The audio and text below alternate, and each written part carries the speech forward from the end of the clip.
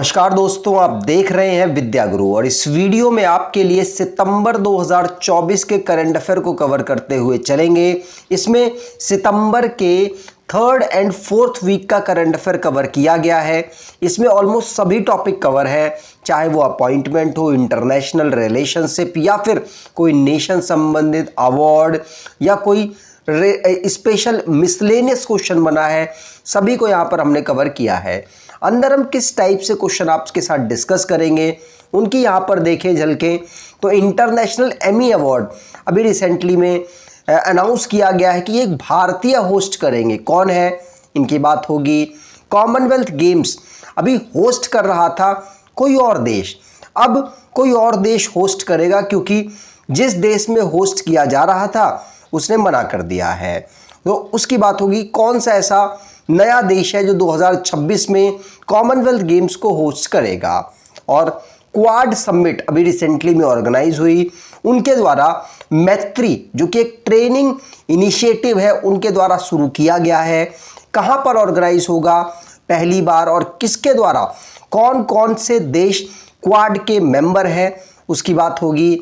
झारखंड के high court के chief justice अभी रिसेंटली में अपॉइंट हुए हैं, उन्होंने शपथ ली है, उनकी बात होगी कौन है वो।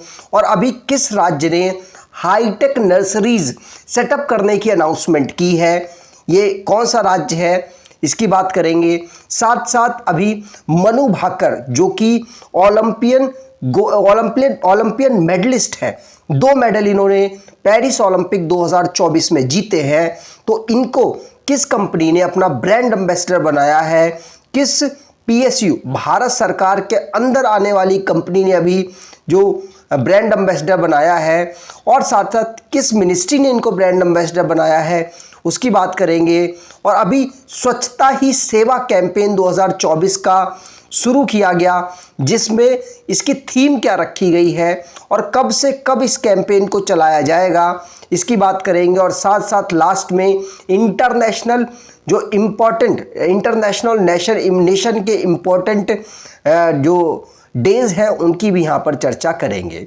तो चलिए स्टार्ट करते हैं वीडियो को। वीडियो आपको अच्छी लगे तो आपसे अनुरोध करूँगा वीडियो को लाइक कर दीजिएगा, चैनल को सब्सक्राइब कर लीजिएगा और एटलीस्ट अपने कुछ दोस्तों तक वीडियो को शेयर ज़रूर कीजिएगा। पहला क्वेश्चन है, पहले इंडियन बने हैं जो कि इंटरनेशनल एमी अवार्ड को होस्ट करेंगे, इनका नाम अनाउंस हो चुका है। इनका नाम वीर दास है। क्या है, ये एक्टर और कॉमेडियन है वीर दास, जिनको होस्ट करने का मौका इंटरनेशनल एमी अवार्ड में मिलेगा। और ये पहले इंडियन ऐसे बन चुके हैं जिनको ये अचीवमेंट प्राप्त हुई है।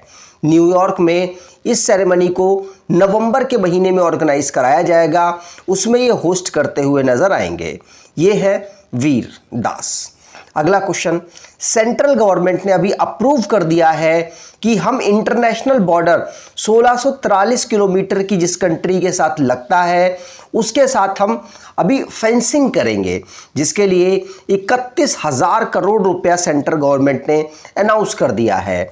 और ये नॉर्थ ईस्ट स्टेट्स के साथ बाउंड्री लगाता है, जिसमें 4 राज्यों के साथ बाउंड्री लगती है।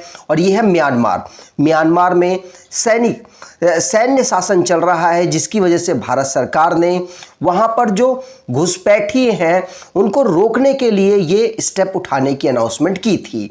अब इसके लिए सेंट्रल गवर्नमेंट ने 31,000 करोड़ रुपए एलोकेट कर दिए हैं। और म्यांमार जिसके साथ भारत 1643 किलोमीटर की लंबी बाउंड्री शेयर करता है, अरुणाचल प्रदेश, नागालैंड, मणिपुर और मिजोरम के साथ सबसे लंबी बाउंड्री अरुणाचल प्रदेश के साथ 520 किलोमीटर की ये शेयर करता है।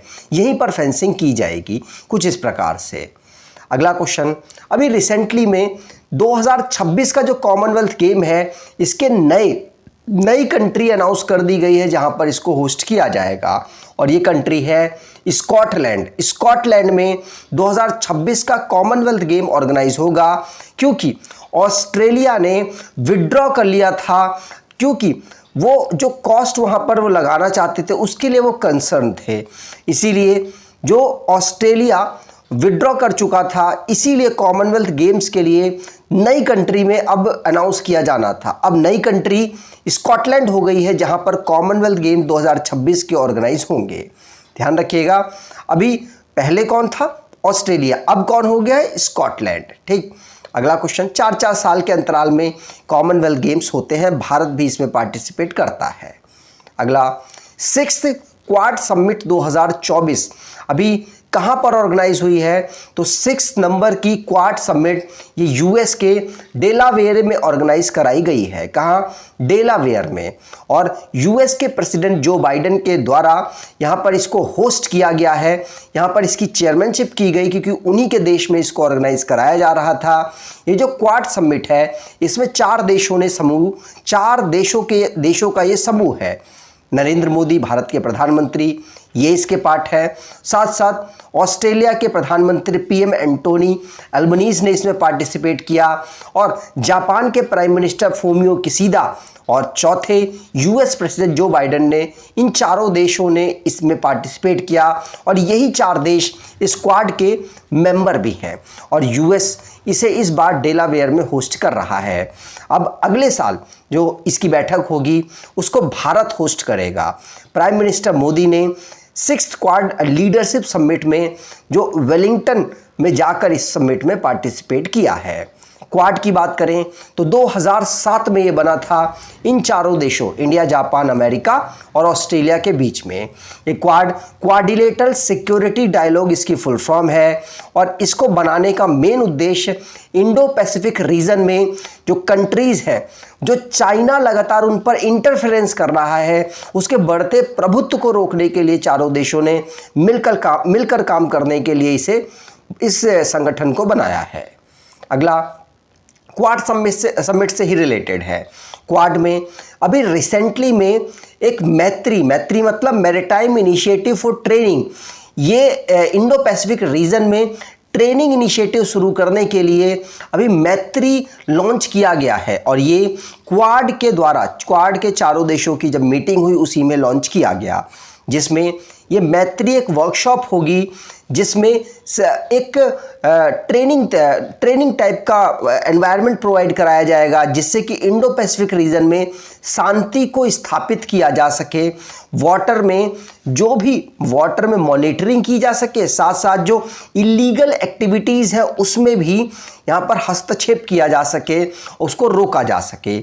इसीलिए क्वाड जो 4 देश है उनके द्वारा इस ट्रेनिंग इनिशिएटिव को शुरू किया गया, जिसका नाम maritime initiative for training in the Indo Pacific region है। ठीक, तो क्वाड ने इसको अभी रिसेंटली में लॉन्च किया है। अगला question, 45th chess olympiad organise हुआ कहाँ? हंगरी की कैपिटल बुडापेस्ट में इसको ऑर्गेनाइज कराया गया। वहाँ पर भारत की जो वुमेन टीम है और भारत की जो मेन टीम है, दोनों ने यहाँ पर गोल्ड मेडल जीत लिया, और 97 ईयर हिस्ट्री में ये पहली बार हुआ है जिसमें दोनों प्लेस पर भारत ने यहाँ पर जीत दर्ज की है। यहाँ पर Indian men's team open category में विद्युत गुजराती, आर प्रज्ञानंदा, डी गुकेश, अरुण एरिगेसी, पेंटाला हरिकृष्णन और पी हरिकृष्णा शामिल थे। इन्होंने मिलकर यहाँ पर ओपन कैटेगरी में मेंस टीम ने यहाँ गोल्ड मेडल जीता, और इसके साथ साथ इंडियन वुमेन टीम ने वुमेन कैटेगरी में दिव्या देशमुख, डी हरिका, तानिया सचदेवा, वैशाली रमेश बाबू और वंतिका अग्रवाल ने मिलकर इस वुमेन कैटेगरी में भी गोल्ड मेडल जीता। इसी के साथ पिछले 97 ईयर बाद ऐसी घटना दोबारा से घटी है। अगला क्वेश्चन, अभी प्रेसिडेंट के इलेक्शन हुए श्रीलंका में फाइनेंशियल क्राइसिस चल रहा है, इसीलिए लगातार वहाँ से जो न्यूज़ आती है वो एग्ज़ाम के लिए इम्पॉर्टेंट है। तो श्रीलंका में प्रेसिडेंशियल इलेक्शन हुआ जिसमें वहाँ के नए प्रेसिडेंट बन गए हैं कौन? अरुणा कुमारा दिशानायके। ये 22 सितंबर 2024 में श्रीलंका में जो इलेक्शन हुआ उसके बाद इनको ये नए प्रेसिडेंट के रूप में चुनाव जीत गए, नए प्रेसिडेंट के रूप में अब ये यहाँ पर चुने जा चुके हैं। ये 10वें प्रेसिडेंट होंगे जो कि रानिल विक्रमासिंघे को रिप्लेस करेंगे, और ये लेफ्टिस्ट लीडर हैं जो कि अब श्रीलंका में अब प्रेसिडेंट के रूप में कार्य करेंगे। ध्यान रखिएगा, नए प्रेसिडेंट श्रीलंका के अब बन चुके हैं। श्रीलंका जिसकी कैपिटल श्री जयवर्धनापुरम कोटे लेजिस्लेटिव है और एग्जीक्यूटिव और जुडिशरी कैपिटल कोलंबो है। इसकी ऑफिशियल लैंग्वेज सिन्हेलीज और तमिल है। ऑफिशियल करेंसी इसकी श्रीलंकन रुपी और प्रेसिडेंट नए बन गए हैं अरुणा कुमारा दिसानायके। ठीक, अगला question, Indian council of medical research को अभी रिसेंटली में 2024 @UN inter agency task force award मिला है इनके कंट्रीब्यूशन के लिए। किस चीज का कंट्रीब्यूशन किया इन्होंने रोकने और कंट्रोल करने नॉन कम्युनिकेबल डिसीज में एक अहम रोल अदा किया है। साथ साथ जो लोग हैं उनकी मेंटल जो हेल्थ है उसको भी एनहेंस करने में इन्होंने कंट्रीब्यूट किया, जिसकी वजह से 2024 @UN inter agency task force award इनको इनके इस कंट्रीब्यूशन के लिए दिया गया। किसको दिया गया? ICMR को, जिसकी full form Indian council of medical research है। ध्यान रखिएगा। अगला क्वेश्चन, एशिया पावर इंडेक्स अभी रिसेंटली में रिलीज हुई। भारत को यहां पर 3rd प्लेस प्राप्त हुआ है। इन्होंने जापान को पीछे करते हुए यहां पर एशिया पावर इंडेक्स में 3rd पोजीशन हासिल की है। इसमें Australian think tank Lowy institute के द्वारा इस इंडेक्स को जारी किया जाता है, जिसमें भारत 3rd पोजीशन पर है। आप सोच रहे होंगे एशिया के ही देश इसमें टॉप पोजीशन पर होंगे, नहीं, इसमें यूएस का इंटरफेरेंस एशिया में काफ़ी ज़्यादा है, इसीलिए एशिया पावर इंडेक्स में यूएस टॉप पोजीशन पर है। दूसरे पर चाइना है, इंडिया इसमें 3री पोजीशन पर है। ठीक, जापान को पीछे करके 3री पोजीशन पर आया है। अभी किसी राज्य में इंडिया का पहला ऐसा ये चुनाव बना जिसमें कंप्लीटली पेपरलेस इलेक्शन हुआ है, और ये राज्य मध्य प्रदेश बना है, जहां पर एक रतुआ रतनपुर के सरपंच की पोस्ट के लिए पेपरलेस इलेक्शन, जिसमें एंटायरली पूरा इलेक्शन पेपरलेस कराया गया, और ऐसा होने वाला ये भारत का पहला कंप्लीटली पेपरलेस इलेक्शन बना है। मध्य प्रदेश में हुआ, और किसमें? सरपंच का चुनाव था, उसमें ऐसा किया गया है। ठीक, चलिए आगे बात करें। जस्टिस सुरेश कुमार खैत, इनको ये chief justice of high court बने हैं मध्य प्रदेश के नए chief justice of Madhya Pradesh high court बने हैं। कौन? जस्टिस सुरेश कुमार खैत, और ये 28 नंबर के chief justice of Madhya Pradesh बने हैं। इनको शपथ मंगू भाई सी पटेल, जो कि मध्य प्रदेश के इस समय पर गवर्नर हैं, उनके द्वारा दिलाई गई, और इस ओकेजन में मोहन यादव, जो कि स्टेट के चीफ मिनिस्टर हैं, वो भी अवेलेबल थे। 28 नंबर के ये बने हैं, ये भी ध्यान रखिएगा। अगर मध्य प्रदेश के हाईकोर्ट की बात करें तो ये जबलपुर में लोकेटेड है। कहाँ पर? जबलपुर, और मध्य प्रदेश की राजधानी भोपाल है, भोपाल के बाहर है, इसीलिए इंपॉर्टेंट है। अगला क्वेश्चन, अभी चीफ जस्टिस झारखंड हाईकोर्ट के कौन बने हैं? तो झारखंड हाईकोर्ट के MS रामचंद्रा राव ये जस्टिस है, जो कि चीफ जस्टिस झारखंड हाईकोर्ट के बने हैं। अभी रिसेंटली में जो इनको शपथ वहाँ के गवर्नर संतोष कुमार गंगवार के द्वारा दिलवाई गई रांची में। उनका हाईकोर्ट कहाँ पर है? ये राजधानी में है, इसीलिए ज़्यादा इंपॉर्टेंट नहीं है। अगर ये राजधानी के बाहर होता तो आपसे पूछे जाने की वनडे एग्जाम में ज़्यादा चांसेस बनते हैं। ठीक, अगला question, 41st Indian coast guard commanders की कॉन्फ्रेंस कहाँ पर इनॉग्रेट हुई? तो ये नई दिल्ली में इनॉग्रेट हुई है, राजनाथ सिंह जो कि डिफेंस मिनिस्टर हैं उनके द्वारा। इसमें जो कमांडर्स की मीटिंग थी वो 3 दिन चली, जिसमें डिस्कशन स्ट्रेटेजिक, ऑपरेशनल और एडमिनिस्ट्रेटिव इशू को लेकर हुआ, साथ साथ जियोपॉलिटिकल, साथ साथ मैरीटाइम सिक्योरिटी चैलेंजेस क्या क्या हो रहे हैं, किस प्रकार से उसको कम किया जा सकता है, उस पर भी यहाँ डिस्कशन हुआ है। ठीक, नई दिल्ली में इसे ऑर्गेनाइज कराया गया, ध्यान रखिएगा। रशिया और चाइना ने मिलकर अभी ओशियन 24 नेवल एक्सरसाइज ऑर्गेनाइज की। कहाँ पर? सी ऑफ जापान में, और सी ऑफ जापान में ऑर्गेनाइज की। ये सी ऑफ जापान का border Russia, north Korea, south Korea और जापान के साथ लगता है। इस एक्सरसाइज के माध्यम से दोनों ने अपनी नज़दीकियों को तो दिखाया ही, साथ साथ रशिया के अगेंस्ट चल रहे यूरोपियन कंट्री और US को एक मैसेज भी दिया है कि हम दोनों देश मिलकर यहाँ पर एक्सरसाइज कर रहे हैं और अपनी पावर को यहाँ पर आजमा रहे हैं। इससे एक अलग जियो पॉलिटिकल क्राइटेरिया बनकर निकला है। अगला, ग्लोबल एरोस्पेस समिट 2024 कहाँ पर ऑर्गेनाइज हुआ? तो इसे अबू धाबी, यूएई की कैपिटल अबू धाबी में ऑर्गेनाइज कराया गया, जिसका मेन फोकस इस फील्ड में जो यूथ का एंगेजमेंट है उसको बढ़ाना, इस फील्ड को सस्टेनेबिलिटी की तरफ आगे लेके जाना, इनोवेशन के क्षेत्र में ज़्यादा से ज़्यादा इन्वेस्ट करना, जिससे कि एरोस्पेस, स्पेस, साथ साथ डिफेंस सेक्टर में इंक्रीमेंट हो सके। और जो यहाँ इस क्षेत्र की इकोनॉमी है, टारगेट भी रखा गया है 2035 तक 1.8 ट्रिलियन यूएस डॉलर की इकोनॉमी को डेवलप करना। इसीलिए यहाँ पर इस फील्ड को ग्लोबल एरोस्पेस समिट में एनकरेज किया गया, जिससे कि ज़्यादा से ज़्यादा देश इस पर अपना इन्वेस्टमेंट करें, जिससे स्पेस टूरिज्म और साथ साथ स्पेस जो जाने का फ्रीक्वेंसी है उसको भी बढ़ाया जा सके, ताकि उस पर रिसर्च की जा सके और अलग अलग इनोवेशन रिसर्चेस को पाकर ह्यूमन प्रजाति के लिए एक बेहतर काम किया जा सके। अगला क्वेश्चन है, नई एयरलाइन भारत की अभी रिसेंटली में अप्रूवल हुई है एविएशन मिनिस्ट्री के द्वारा, और ये संक एयरलाइन है जिसको अभी एविएशन मिनिस्ट्री ने अप्रूवल दिया है। ये पहली अपनी शेड्यूल्ड एयरलाइन उत्तर प्रदेश में करेगी। ये लखनऊ और नोएडा को कनेक्ट करेगी, जिससे कि मेजर जो सिटीज़ है जहां पर ज़्यादा इकोनॉमिक बर्डन है उसको टाइम उसमें लोगों के आने जाने के लिए काफ़ी कम समय में एक माध्यम प्रोवाइड कराया जा सके संक एयरलाइन के माध्यम से।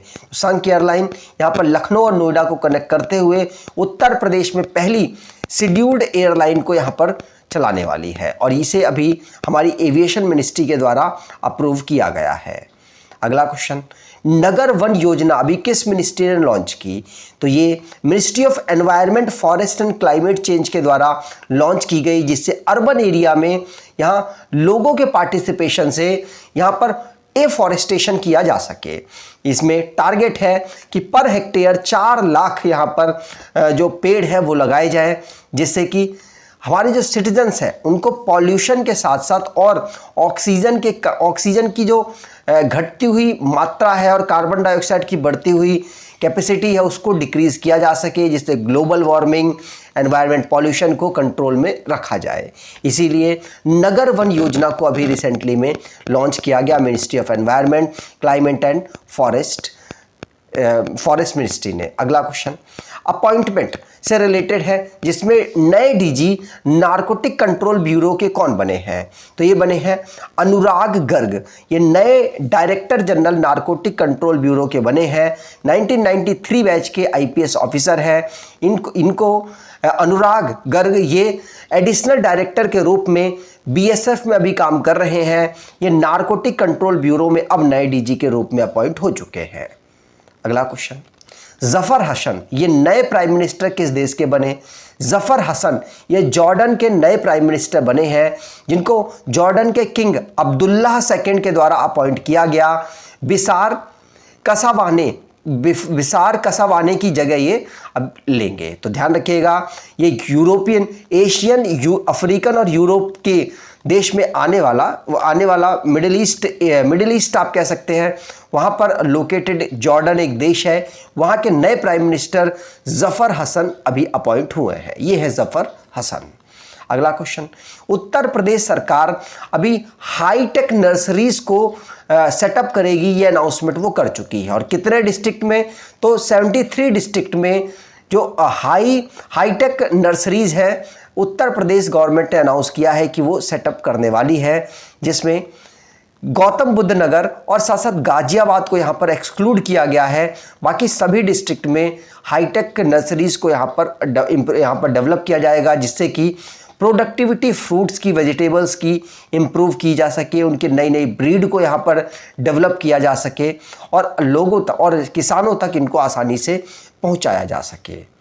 अगला क्वेश्चन, किस मिनिस्ट्री ने मनु भाकर को अपना ब्रांड एम्बेसडर भी नियुक्त किया? Manu Bhaker double Olympic medallist है शूटिंग में, जिन्होंने पेरिस ओलंपिक में 2 ब्रॉन्ज मेडल जीते। इनको ministry of port, shipping and waterways के द्वारा अपना ब्रांड एम्बेसडर बनाया गया। मनु भाकर जिनके फादर मैराइन इंजीनियर हैं जो कि इसी मिनिस्ट्री के अंतर्गत आती है, और इसी मिनिस्ट्री ने अभी अपना ब्रांड एम्बेसडर मनु भाकर को बनाया है, ध्यान रखिएगा। अगला क्वेश्चन, अभी भारत सरकार ने 2104 करोड़ लगभग रुपए एलोकेट कर दिए हैं मिशन जो चंद्रयान 4 है उसके लिए। इसरो का जो मिशन है चंद्रयान 4, चंद्रयान 3 के बेहतरीन सक्सेस के बाद मिशन 4 को यहाँ पर लॉन्च किया जाएगा, जिसको भारत सरकार ने पैसा भी एलोकेट कर दिया। इसके लिए स्पेसक्राफ्ट को डेवलप किया जाएगा, 2 LVM-3 को लॉन्च किया जाएगा, डीप स्पेस नेटवर्क सपोर्ट और स्पेशल टेस्ट के लिए पैसा एलोकेट किया गया है। अभी जो मिशन चंद्रयान 3 हुआ था, मून के साउथ पोल में लैंडिंग कराने वाला पहला देश बना था। उसी के साथ अब भारत के जो साइंटिस्ट हैं वो प्रोत्साहित हैं और वो मिशन 4 में भी काम करेंगे, जिसमें 2104 करोड़ रुपया भारत सरकार ने एलोकेट कर दिया है उसके अलग अलग कार्यों के लिए। अगला क्वेश्चन, नए चीफ मिनिस्टर दिल्ली के कौन बन गए? तो दिल्ली के नए चीफ मिनिस्टर आम आदमी पार्टी से आतिशी जो इनकी फर्स्ट टाइम विधायक हैं, उनको यहाँ पर बनाया गया है नए दिल्ली का चीफ मिनिस्टर। अरविंद केजरीवाल जिन्होंने अपना नाम हटाया और यूनानिमसली अभी रिसेंटली आतिशी को नया चीफ मिनिस्टर बना दिया गया। ये आतिशी की बात करें तो ये 3rd women chief minister Delhi की, और ओवरऑल हर राज्य और हर यूनियन टेरिटरी में 17th वुमेन चीफ मिनिस्टर बनी है इंडिपेंडेंस के बाद।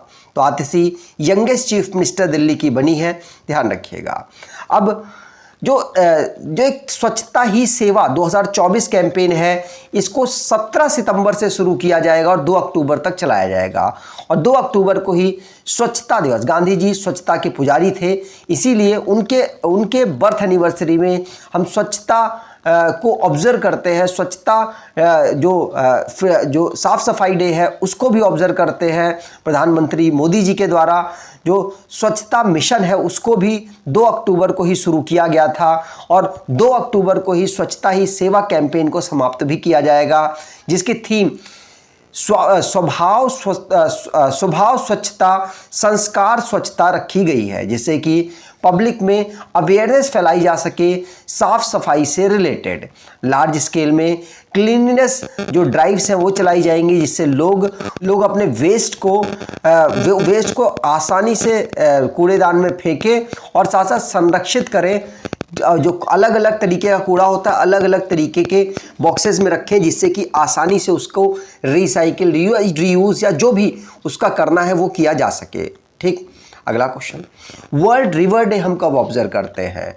तो वर्ल्ड रिवर डे हम 22 सितंबर को ऑब्जर्व इस बार कर चुके हैं, क्योंकि ये 4th संडे ऑफ सितंबर को ऑब्जर्व किया जाता है, और इस बार 4th संडे 22 सितंबर 2024 को पड़ा, इसीलिए वर्ल्ड रिवर डे हम 22 सितंबर को इस बार ऑब्जर्व किए।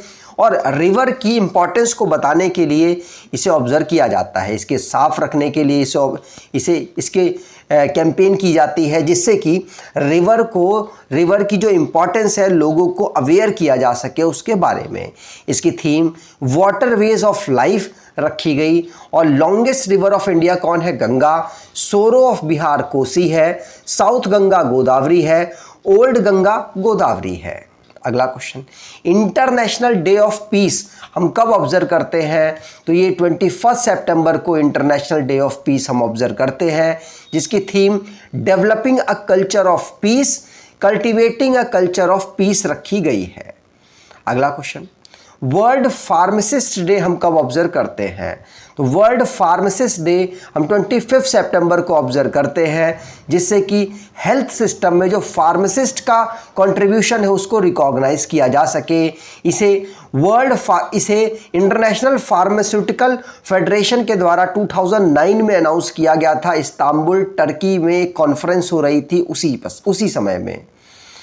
अगर आपको ये वीडियो अच्छी लगी है तो आपसे अनुरोध करूंगा, वीडियो को लाइक कर दीजिएगा, चैनल को सब्सक्राइब कर लीजिएगा और अपने कुछ दोस्तों तक वीडियो को शेयर ज़रूर कीजिएगा।